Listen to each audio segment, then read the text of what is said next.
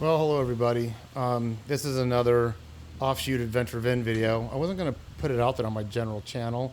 I'm actually just doing it for recording purposes. But this is my daughter Stefania's TU 250, Suzuki TU 250. I can't even speak this morning. Anyways, she's up here at Oregon State University. This is the house that she rents. Came in from Eastern Washington picking up my other daughter, and this daughter had a problem with the engine. So this is going to be talking about clutch replacement. So first thing I will say before I get any further is thank you very much to Greg, my buddy Greg, who I ride with. You've seen him in a few videos. If it wasn't for him, thanks so much, Greg. He saved us a lot of time, money, headache, hassle, aggravation.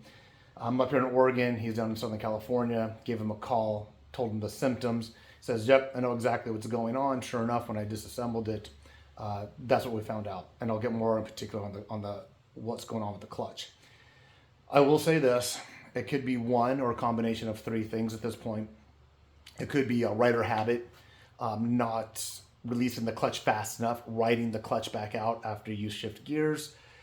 It could also be the tenacity and type of oil. It might be too slippery for this type of engine. It also could be the lack of play in the clutch lever itself. I think you want like an eighth of an inch. There are some specs that you want that clutch lever to play a little bit before it engages. But if it consistently has tension on it, and it's at the tightest point, that might be an issue too. So we're going to rectify all of them. Now, one thing I didn't have to do, but I'm glad I did do, is that I did take off the stator side. And I didn't have to do it. When I did it, the gasket just fell apart. But there was a little bit of debris in here, you know, and so I wiped this out, cleaned it out as best I could, hit it with the air as I did the other side. Something else I'm going to mention, I want to say thanks to my buddy Hector, who helped me with my KLR doohickey. And one thing he showed me, which was very important, is that when you take the bolts out of the engine casing, you get a piece of cardboard. And what most people do is they outline what the configuration is, like with the black magic marker on a piece of cardboard.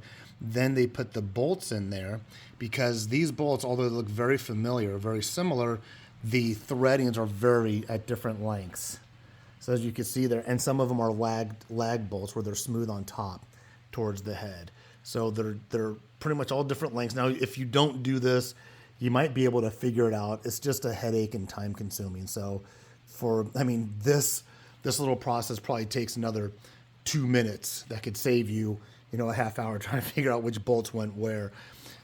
So I kind of put them in the fashion, in the design that it would be when I put it back on. What was the most time consuming of this project was debriding the old gasket from this side. Now, when I changed the oil, one thing Greg asked me, how does it smell?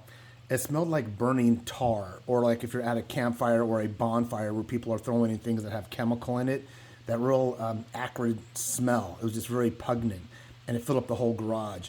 When I started debriding the rest of the gasket off of this side, it was like melted on. It was like burnt into it.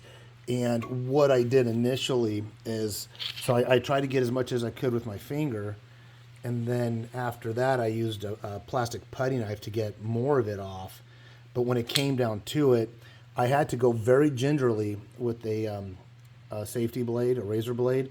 That portion on this piece alone, just by taking my time, it took me 2 hours.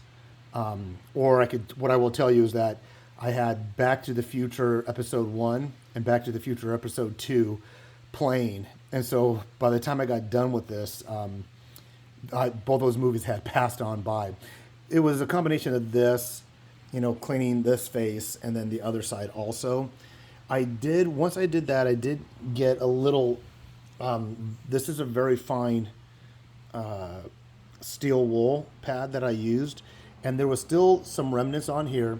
But what you want to be careful, you don't want to put pressure on that steel wool as you go around, because what you were trying to avoid is disfiguring this to any degree. I just wanted to smooth it out, maybe remove some of the burrs or some of the residual gasket, but just very lightly. I'm talking as light as pressure as you can. It just takes time, folks. You don't want to gouge this and you don't want to indent it just even the slightest by using steel wool or any abrasive, because you're going to compromise the seal. Even with the gasket, this is something you're just going to have to take your time with. So what in essence had happened, and I'm not going to go over the whole kit. I got the springs. If you're watching this video because you're contemplating doing a clutch repair, definitely say, definitely. Oh, one other key thing, I hate to jump around, is that when I got the gaskets, I got 2 of each, 2 for the clutch side and 2 for the stator side. The reason why I did that is that when Hector helped me with my doohickey on my KLR 650, depending on the condition of the bike and the gasket and the experience and technique of the mechanic, you might even be able to salvage the gasket. And that's what we tried to do with the KLR. Unfortunately, within that, we fumbled around with it and we tore it. And so then I had to run around town and get another gasket to finish my KLR. This is a while back. But what I learned by that is these were $16, $17 a piece. But what I learned with that, and I'm in Corvallis, I had to go to the Suzuki dealership in Portland to get all this. So when I ordered it, I said, hey, give me 2 of each. Just in case something happens to one, I do not want to make that trip to Portland again. And then they said if I don't use it, I can return it, some other time. So anyways, chip on the gasket. The way I feel about it, I wouldn't try to salvage a used one on the best of days. I'd just buy a new one anyways, just start fresh. But those gaskets were basically burned and melted onto this. There was just no way that it was going to be effective. And like I said, once I drained the oil and that smell permeated, it kind of went away. But once I started debriding the gasket, that acrid chemical smell came back. And one thing I did when calling for cleaning this up, so of course I drained the oil, I got all that out as best I can, dabbed it out with some those blue disposable shop towels, and then I hit it with some parts cleaner, and I covered up some of these holes because I didn't want the parts cleaner getting stuck in there. I think there might be a couple of specks. No, it's not.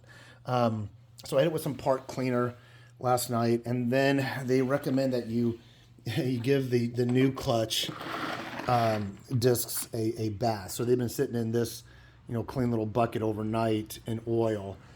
I'm not going to take those out. No, one thing I'll show you. See that composite? It looks like cork structure on that. See that? These are the old ones, and I'll show you some of the damage that had happened. And then I'm going to pause it, and I'll probably put the camera up, and I'll show you how quick it is to reassemble it. So let me see if I put the camera down now. So the old ones, I'm going to show you some of the damage that had happened. Oh, speaking of damage or notable, so if you see where it's kind of brown in there, you see that stripe, like a brown stripe. That's actually where it got heated up, and they were burning. That's actually got all heated up in there. I hope you guys, I don't know if you guys can see, maybe you can. That's not as good of it, but I think you can. You see a stripe down the middle. I'm talking like right in here, right on those metal ridges. So what ended up happening, and this isn't going to be a thorough tutorial. This is hopefully if you watch another one. So here's this is the other thing too I was going to tell you. It got so hot that this is the oil filler cap. It got so hot that the oil filler cap melted and popped off the bike. I'm not sure if that's coming into focus. Oh, there we go. That's the oil filler cap. That's what happened there. So of course, yes, I got a new one from the dealership. Fortunately, these people in Portland were able to get it overnight because they got it straight from Suzuki. So you have these are the clutches right here. One piece is different from the rest. Let me see if I might have the old ones in reverse order. So you got a clutch, and then I might be saying this backwards, and then a friction plate like that. So that one of these, there's 4. This is called a castle, by the way. That's the one the castle is. And then so I think that's one of the outer ones. So if this is the machine, see all that gritty stuff coming off my hands? And when I was showing you that composite, that cork stuff, there is none left on this at all. None. These are almost totally smooth. that's what grabs. These are almost totally smooth. So what was basically happening, these were just spinning against each other, just creating friction heat. So you have one to the outside, and then you have one of the plates. This is all being replaced. Another one, number 2, a separation plate. Number 3 castle, another separation plate. Number 4 castle, and then another separation plate. But what I wanted to show you on this one, it's imperative to know that the last castle, it's a bit bigger. It's a bit bigger in diameter. Let me do this backwards. The diameter is a little bit different because it seats differently, and the height of the castle is just a little bit different also. Just a little bit different. So when you disassemble it, as Greg told me, he goes, before I took it apart, he goes, pay attention to where the sequence of where those castles are at, and that's the way you're going to want to, you know, reassemble it. So when you order it, you get these 4 are the same part number, and 4 of them will come. And then 4 castles are the same part number, and 4 of them will come. And then that last castle, that's a little bit different. That last one that goes closest into the bike, as I'll show you when I replace it, that's its own part number. Okay, so that's that. These are the washers that go in first. One's flat, the flat one goes in first, and then the convex one that kind of curves towards the gears to push out, that goes in next. Now my hands are all oily. I don't know how I'm gonna manipulate the camera, but I guess, hey, let's just start putting this thing back together. So, and here's the new ones. Here's those new long washers. So let me see if I can do this. So we're at 12 minutes of just explaining stuff, and let me see how long it's going to take to get this I put back together. So this first washer is going to go in first. That seats in. Then I got to take this one out of the pack. I got to take this one out of the package. So remember, this one is like convex, so it curls outward. So this is going to go on next, like that. And then this is going to be fun. This one I get my hands all gooey. I wish I had a better stand. Let me just see if I can deal with it that way. So now I'm going into these.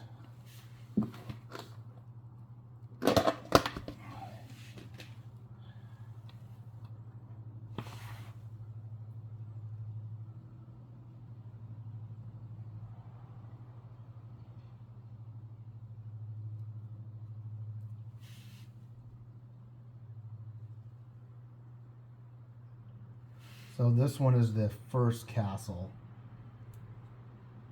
that goes in.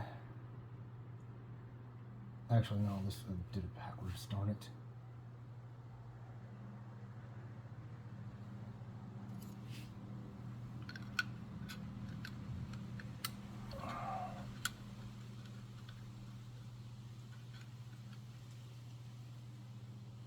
Uh-oh. Oh, I got freaked out for a second.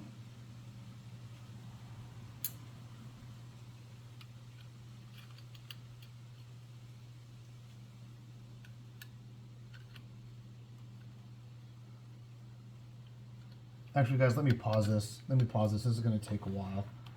I want to make sure I'm focusing.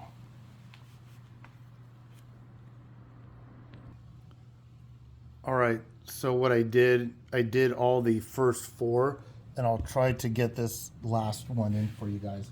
So 4 or I guess 3 are in. 1, 2, 3. So this is number 4. 4.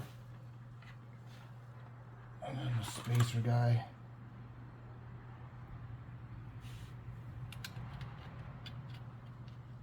Like that. And then the last one. I mean, what you're seeing, how fast, I mean, that's how fast it goes in. I just wanted to assess again, make sure I had them in the right sequence. Of course, there's some oil dripping down. I see it going on I'll clean all that up ahead of time before I turn anything on. Now, that's the assembly right there, folks. So then the next thing is this plate.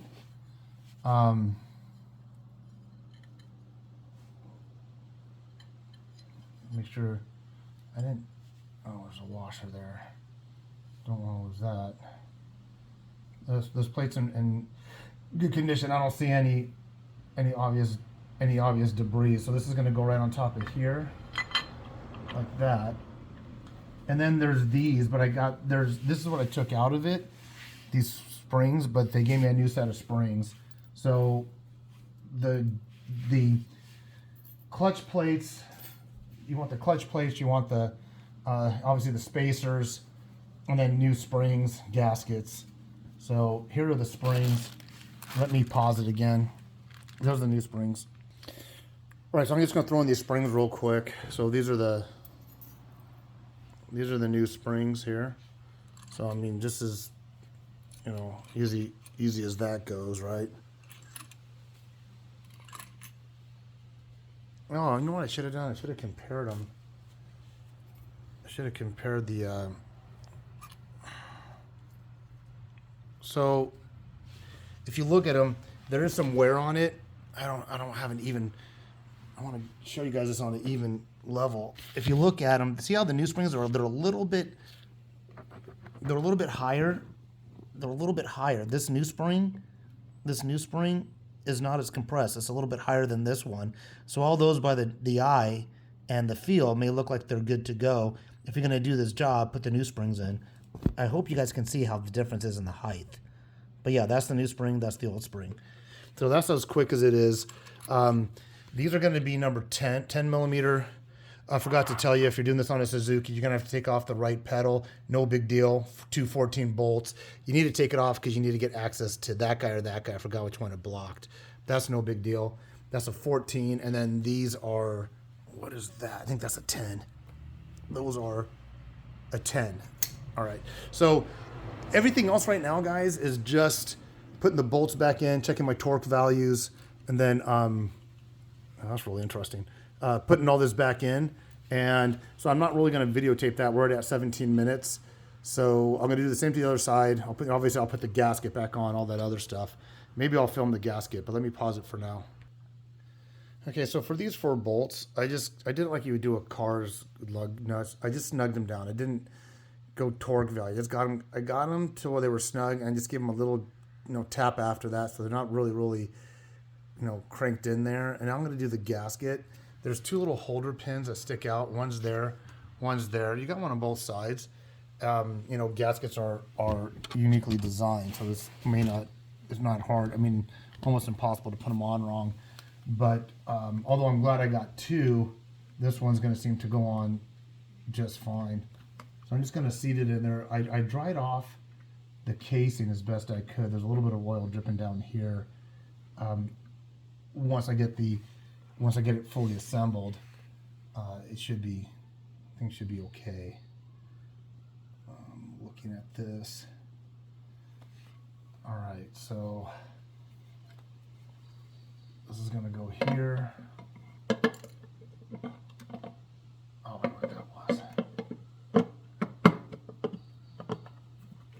Okay, so I'm going to put those other ones in. Nothing really fascinated about that. I'm going to put these 10 millimeters in at 8 foot-pounds torque. Once again, I'll be using this pattern and following the pattern and going in where they need to go. This is where this helps out, makes the job a lot more concise and expedient. Okay, guys, I'm not going to do much more video on this. So this side's buttoned up. I got the torque values. I did replace the oil filter. So what we're going to go forward with is I'm going to do brand new filter, brand new oil is in here. I'll do another follow-up video, tell you how everything works out. But brand new oil, brand new filter. I'm going to run it, go through all the gears. I'll probably ride it for about a half hour around town, for a little neighborhood here. And then I'm going to change the oil again, see if that knocks out any of the debris that I might not have caught. So I'm going to change the oil again. So there's going to be 2 oil changes. One, it's going to be brand new oil. It's going to be another brand new filter. The filter that I took out of it was all gunked up from all the shavings and the debris that came out on the from what had happened. If you're going to do this is what worked for me. Do what you got to do. But I went through a Suzuki dealership here in Portland, Luckily in Oregon, saved some money on taxes because there's no sales tax, and they also gave me a military discount. Now all these parts, but remember I got two each of those gaskets. So all these parts came to $295 out the door. They were all OEM parts. I would recommend, if you're working on a Suzuki, find a Suzuki dealer. Hopefully they can do what they did for me. And I think to get them overnight, I paid an additional $32. So if you're dealing with a Suzuki, and I don't know, Kawasaki, Honda, Yamaha, if you're dealing with any of the Japanese manufacturers that might have warehouses nearby, get OEM parts, go to one of their dealerships. If you need it right away, hopefully they can get it to you overnight. Um, Once again, if you're military and law enforcement, I always encourage, no matter what you're buying in the motorcycle community, whether it be gear that you're wearing or repair parts or services, always ask. I've just about 99% time have gotten, a minimal of 10% discount on parts, repairs, or apparel. So just mention that if you happen to be, I'm retired. So just happen that if you're retired, reserve, guard, active duty, whatnot. But let me wrap this up, and the next video I'll do another video on how everything turned out. Once I run it and do both oil changes, I'll do a quick 5-minute recap if there's any oddities or something that did not work well. So thanks for following along. I was not going to generally put this out to everybody, but you never know. Maybe someone's working on a TU 250. I wouldn't consider myself a seasoned mechanic, but this is all doable for, if you got the right tools, which didn't take much at all, actually, a socket set. Right. Hey, get out there and do what you guys got to do. Enjoy life. I'll just throw this last tagline out there. If there's something you've always wanted to do, but you didn't do it yesterday, you may not do it tomorrow. You got today. That's the only guarantee. So get her done. All right. Thanks a lot. Thank you, Greg. Thank you, Greg, very much for walking me through this and giving me the confidence and the knowledge to get this done for my daughter. And thank you to Hector, who helped me out with my KLR to show me some techniques on how to make taking apart the Isman casing a little bit less stressful by that pattern of putting those bolts in. Please ask any questions that you might have. I don't know the part numbers off the top of my head. Greg sent them to me. The part numbers are on all the packages. So if you guys want part numbers for this, let me know. But if you just called a Suzuki dealer and told them year, model, whatever, they'll take care of you. Don't go generic. Don't go Amazon. Go to your dealer. Take care, everybody. Have a great day.